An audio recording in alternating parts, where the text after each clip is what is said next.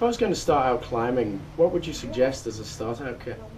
You'd need, first and foremost, you'd need a rope. Most harnesses, they'll cost around the £50 mark, but the most important thing with a harness is that it fits right.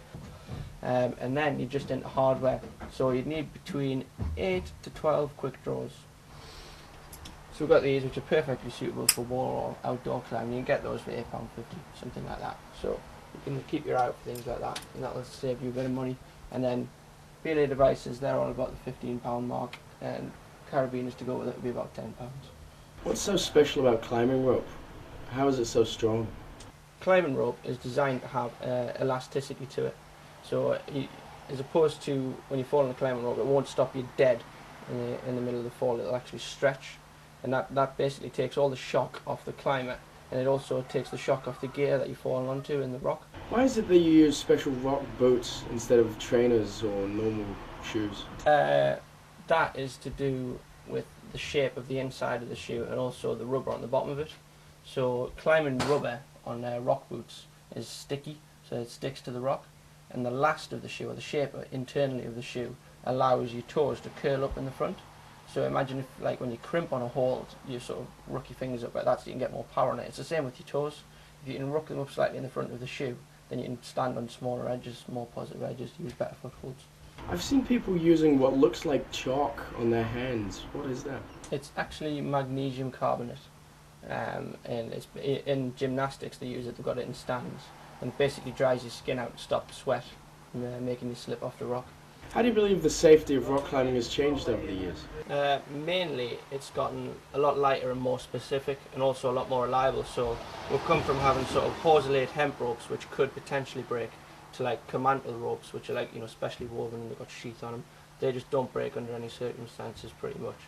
Would you care to give us an example of how effective some of your equipment is? So in terms of trad climb protection, the mainstay of any climber's rack is going to be these. We call them rocks, or some people just call them wires or nuts. So basically you can see that they're made with a taper and slight curve to them, and they vary in shape and size between manufacturers. Some people have a preference, but they're just designed to sit in little cracks in the rock like that, and then when you fall, obviously that'll take a fall in the right direction. It's just how you place them, how deep and how good the placement is with these. So those are a little bit dependent on the situation, sort of a bit contextual with them. And for a long time there was no real way of protecting sort of parallel sided cracks or anything like that. So people came up with these, which are cams. So these are very, very snazzy bits of kit.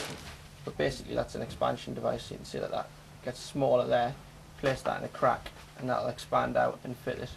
And so once that's locked in, you can take a fall on it when it's placed right. What kind of training is it that you do for rock climbing? It depends on the kind of climbing that you're doing. So most of what I do is bouldering, where you don't go very high, but it tends to be quite difficult climbing.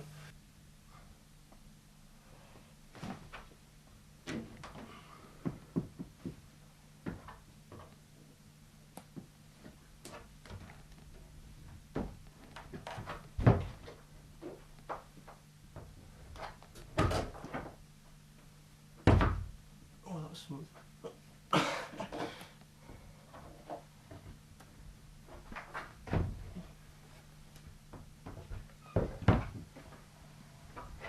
So why is it you go bouldering?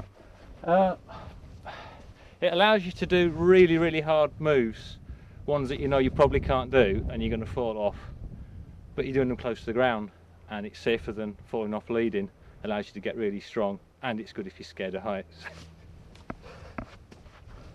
And I might even do a demonstration of falling off shortly.